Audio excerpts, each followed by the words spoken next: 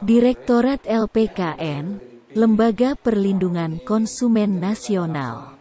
Provinsi Bali memiliki tugas menyebarkan informasi dalam rangka meningkatkan kesadaran atas hak dan kewajiban dan kehati-hatian dan konsumen dalam mengkonsumsi barang dan atau jasa. Memberikan nasihat kepada konsumen yang memerlukannya, bekerja sama dengan instansi terkait dalam upaya mewujudkan perlindungan konsumen. Hal tersebut diungkapkan Direktur Jenderal Direktorat LPKN, Lembaga Perlindungan Konsumen Nasional, Provinsi Bali, Johan Arnolus Kapitan, SH. Di Sekretariat Dewan Pimpinan Daerah Lembaga Perlindungan Konsumen Nasional Provinsi Bali Perum Nusa Puri Kampial Blok C, 30 Banjar Petangan Desa Kutuh, Kecamatan Kuta Selatan, Kabupaten Badung Provinsi Bali mengatakan, pihaknya membantu konsumen dalam memperjuangkan haknya, termasuk menerima keluhan atau pengaduan konsumen. Melakukan pengawasan bersama pemerintah dan masyarakat terhadap pelaksanaan perlindungan konsumen. LPKN juga melakukan pengawasan bersama masyarakat terhadap barang dan atau jasa yang beredar di pasar sesuai pasal 30 ayat 3 dan 4 UU PK dan melakukan gugatan terhadap pelanggaran pelaku usaha kepada Peradilan Umum pasal 46 ayat 2 UU PK, serta melakukan kerjasama dengan instansi terkait meliputi pertukaran informasi mengenai perlindungan konsumen, pengawasan atas barang dan jasa yang beredar dan penyuluhan serta pendidikan konsumen pasal 6 PP 59-01, kata Johan Arnolus Kapitan, SH. Lanjut Direktur Jenderal Direktorat Lembaga Perlindungan Konsumen Nasional Provinsi Bali ini, pihaknya melakukan advokasi atau pemberdayaan konsumen agar mampu memperjuangkan haknya secara mandiri, baik secara perorangan maupun kelompok pasal 7 PP 59-01. Dengan melakukan pengawasan perlindungan konsumen bersama pemerintah dan masyarakat dilakukan atas barang dan jasa yang beredar di pasar dengan cara penelitian, pengujian dan atau survei. Hal tersebut tertuang dalam pasal 8 PP 59-01. Dalam melakukan pengawasan bekerja sama dengan organisasi atau lembaga swadaya masyarakat, LSM, baik yang bersifat nasional maupun internasional tertuang dalam pasal 9 ayat 1 PP 59-01. Melaporkan pelaksanaan tugasnya kepada pemerintah tertuang dalam pasal 9 ayat 2 PP 59-01 serta melakukan tugas yang ditentukan oleh peraturan perundang-undangan yang terkait dengan perlindungan konsumen, tegas Johan Arnolus Kapitan, SH. 59 tahun 2001 yang telah dirubah di dalam peraturan pemerintah nomor 89 tahun 2019. Di sana di salah satu pasal itu apa tidak menyebutkan pelaku usaha? Ya, nanti saya akan jelaskan. Jadi itu kehadiran lembaga itu. Nah, kenapa dikatakan Lembaga Perlindungan Konsumen Nasional? Lembaga Perlindungan Konsumen ini kan sebagai representasi dari Undang-Undang Perlindungan Konsumen. Undang-Undang Perlindungan Konsumen ini mengatur tentang konsumen dan pelaku usaha. Nah, kenapa tidak ada undang-undang tentang pelaku usaha? Nah, sebelum terbitnya undang-undang ini tentu kita tahu ya, konsumen itu adalah ya pihak yang sangat termarginalkan. Ya, makanya timbullah undang-undang ini. Tetapi di situ Undang-Undang Nomor 8 Tahun 88 itu mengatur tentang hak dan kewajiban daripada konsumen dan hak dan kewajiban daripada pelaku usaha. Itu diatur di dalamnya. Nah, yang saya lihat di sini selama ini konsumen sebenarnya sudah memiliki hak yang diatur dalam undang-undang ini. Nah, kami berencana tujuan kami adalah bagaimana kita bisa mensosialisasikan undang-undang ini kepada masyarakat supaya masyarakat juga tahu. Apa ya? Salah satu hak konsumen? Ya, salah satu hak konsumen ada hak untuk mendapatkan kenyamanan, keamanan, ya, kenyamanan, kemudian itu diberlakukan secara adil, ya. Nah, mungkin salah satu contoh konsumen itu misalnya utang, kalau tidak bayar dia mengalami ketakutan, kadang-kadang diteror, ditelepon, diancam segala macam. Padahal Undang-Undang Nomor 8 ini sudah mengatur tentang haknya dia, ya, mendapatkan kenyamanan, keamanan. Kalau diganggu dengan telepon itu tidak boleh. Karena apa? Awal hubungan ini, awal hubungan perdata, tentu penyelesaian juga harus menyelesaikan perdata. Tidak boleh digertak, kemudian diancam, diintimidasi, segala macam. Nah, itulah yang kita ingin untuk memberikan sosialisasi tentang undang-undang ini. Karena hak konsumen itu ada. Ya tentu ada perjanjian, tetapi tentunya dia juga memiliki hak untuk melakukan itu. Nah, sekarang saya mau tanya lagi. Apakah pernah melihat kejadian seperti itu? Ya. Selama Pak Yohan memegang kendali LPK ini. Ya, jadi begini, artinya saya ingin dalam sesi ini memperkenalkan tentang lembaga ini saja. Saya belum masuk di dalam materi itu. Jadi biar nanti tidak melebar. Jadi saya ingin memperkenalkan tentang kehadiran lembaga ini di Bali, bahwa kehadiran kami satu contoh aja. Ya, kehadiran kami di Bali ini ada artinya bahwa untuk memperjuangkan hak-hak dari para konsumen. Tetapi ingat, walaupun kami sebagai lembaga perlindungan konsumen, tapi kami sebagai lembaga penyelenggara Undang-Undang Nomor 8 itu bukan hanya mewakili konsumen, mewakili pelaku usaha. Jadi memperjuangkan hak konsumen, tapi sebagai lembaga yang membina pelaku usaha, ya, supaya pelaku usaha itu harus taat kepada undang-undang konsumen, karena di situ diatur hak dan kewajiban daripada pelaku usaha itu sendiri. Jadi jangan sampai di sini konsumen dan pelaku usaha itu tidak seimbang. Sedangkan di situ sudah diatur bahwa itu sebenarnya kedudukannya sama. Kalau hanya pelaku usaha kemudian tidak ada konsumen, maka transaksi itu tidak akan bisa terjadi. Nah, itulah kehadiran kami supaya memberikan juga pemahaman kepada para pihak, baik itu konsumen maupun pelaku usaha. Nah, saya melihat bahwa undang-undang konsumen ini sangat luas.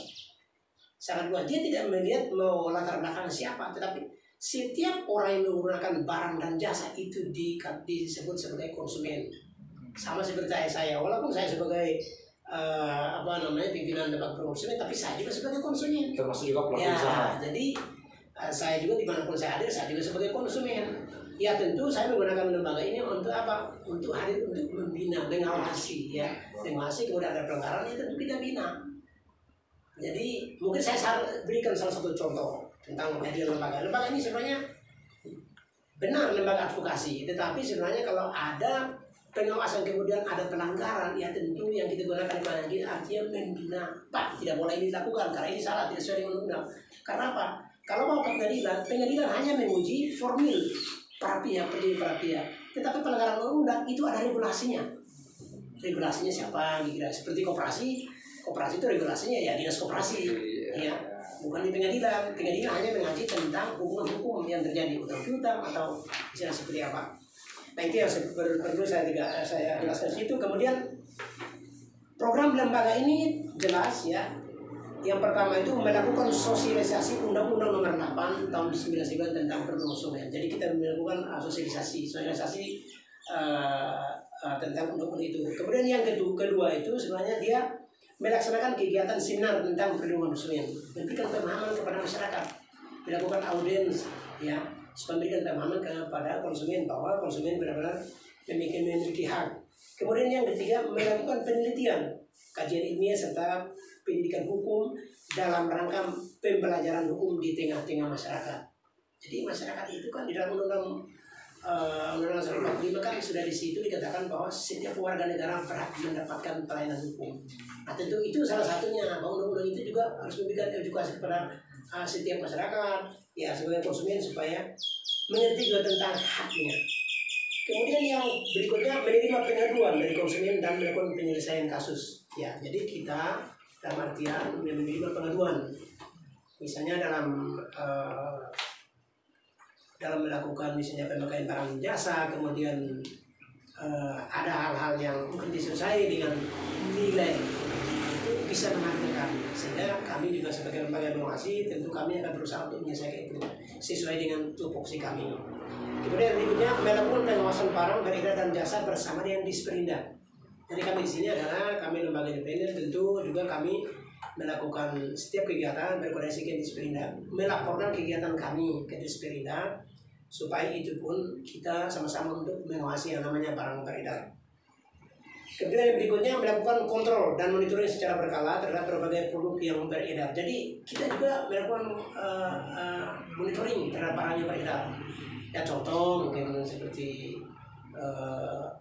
minimat, mungkin hal yang kecil kita lihat di situ bahwa seharusnya kalau itu harus yang paling contoh yang paling mungkin kita lihat adalah ya salah satunya tentang barang yang kadaluarsa. Itu kadang-kadang kan konsumen itu tidak melihat itu. Jadi barangnya kelihatan dari luar, dia lihat bagus, dia beli. Padahal itu ada sebenarnya expirednya. Nah, itu yang sebenarnya itu ranah kami yang perlu kami juga ingin untuk mengawasi. Saya jelaskan bahwa sebenarnya lembaga ini tidak terbatas sebagai siapa saja. Boleh kok. Kalau ingin jadi anggota, bukan dalam artian anggota yang masuk dalam struktur, tetapi bisa menjadi keterwakilan di lembaga ini. Bisa misalkan surat tugas, kami ingin juga membantu lembaga ini untuk memberikan informasi. Ya. Karena lembaga ini fungsinya adalah memberikan informasi. Ya, kepada masyarakat. Kemudian yang berikutnya menerima layanan pengaduan konsultasi advokasi terhadap konsumen pengguna barang dan jasa dan bila perlu diproses secara hukum. Jadi kita menerima pengaduan itu kemudian kita akan gelar kasus itu, perkara itu. Apakah perkara itu betul perkara yang hanya membutuhkan pembinaan? Ya tentu kita lakukan. Kalau perkara itu misalnya karena dalam undang-undang diatur di situ penyelesaian kasus bisa dilakukan, tetapi perbuatan pidananya tidak bisa diabaikan, bisa dilanjutkan. Nah sebenarnya itu perbuatan pidana itu hanya untuk memberikan efek jerah bagi pihak-pihak yang melanggar itu, baik itu konsumen maupun pelaku usaha. Nah itu yang sebenarnya saya jelaskan tentang program kerja daripada lembaga ini. Kemudian lembaga ini juga ada visi misi, ya visi misi daripada lembaga perlindungan konsumen, direktur lembaga perlindungan konsumen. Salah satu visinya itu seperti tadi ya rujukan dari undang-undang itu bahwa menyebarkan informasi dalam rangka meningkatkan kesadaran atas hak dan kewajiban dan kehadiran konsumen dalam mengkonsumsi barang dan atau jasa. Jadi harus ada kehati-hatian ya, memberikan kesadaran kepada masyarakat dalam artian bahwa masyarakat itu sebagai pengguna barang dan jasa diberikan pemahaman sebelum Anda menggunakan barang ini ya, baik itu barang maupun jasa, Anda harus terlebih dahulu tahu dulu. Salah satu contoh yang sering terjadi yang selama ini artinya misalnya membuat suatu perjanjian ya. Kadang-kadang perjanjian itu kan jarang sekali konsumen itu membaca, hanya disodorkan untuk menandatangani. Tapi suatu ketika kemudian terjadi sengketa, ya saya tidak tahu. Nah itu yang diberikan pemahaman. Nah dalam hal ini tentu lembaga terkait juga harus memberikan pemahaman yang sungguh-sungguh kepada masyarakat supaya masyarakat konsumen itu tahu. Kalau memang itu jasa tentu ya dia harus tahu. Ya barang juga sama, barang ini digunakan untuk ini.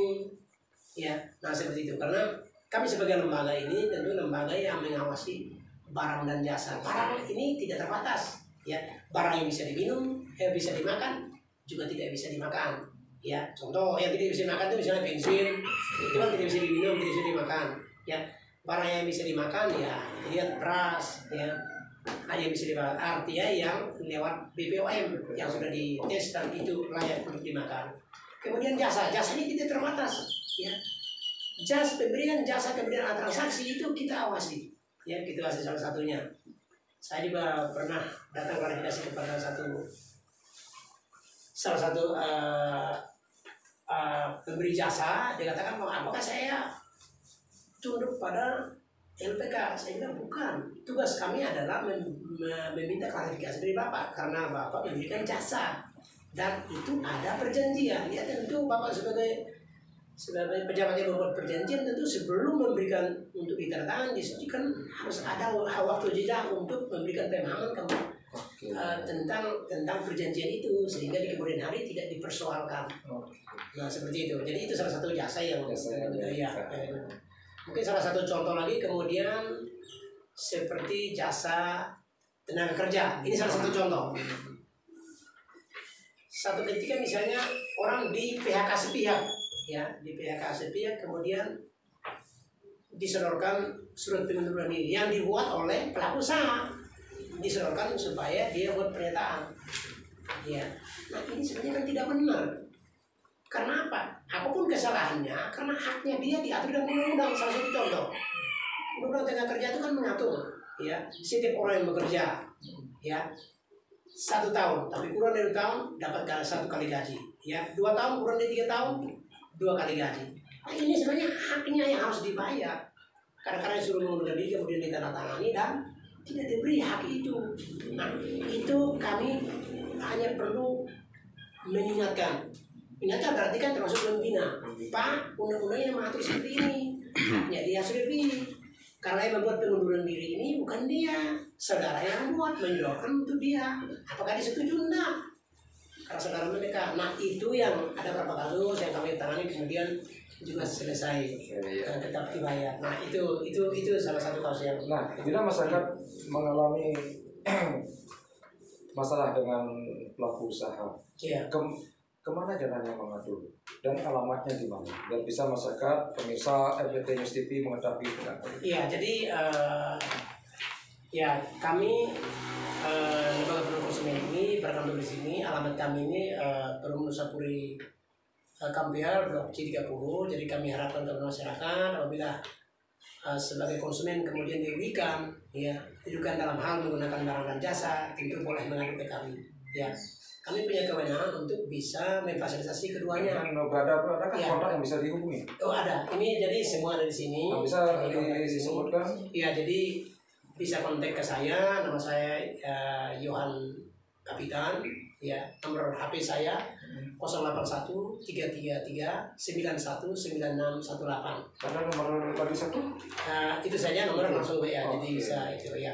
Atau saja kemudian. Ya, jadi bisa itu. Jadi pengaduan ini tidak terbatas, ya kapan saja, karena kantornya nggak jauh di Nusa Dua. Kemudian kalau ada yang mengadu kemudian ketemu dengan anggota kami di Denpasar, ya kami datang karena ya konsumen ini kan tidak terbatas. Ya seperti yang saya tegaskan tadi bahwa kami lembaga ini sebagai penyelenggara Undang-Undang Nomor 8 itu tidak perlu surat kuasa, ya hanya berdasarkan surat tugas, ya surat tugas. Kemudian kami melakukan pengawasan. Siapa yang mendampingi Bapak? Ya selama ini jadi saya jelaskan bahwa struktur lembaga kami ada. Jadi di situ terdiri dari ketua, sekretaris dan bendahara. Kemudian divisi itu ada 7 divisi. Ya ada 7 divisi dan masing-masing ada anggotanya. Jadi yang pengurus inti itu ada 12 orang. Ada 12 orang. Kemudian terdiri dari anggota-anggotanya.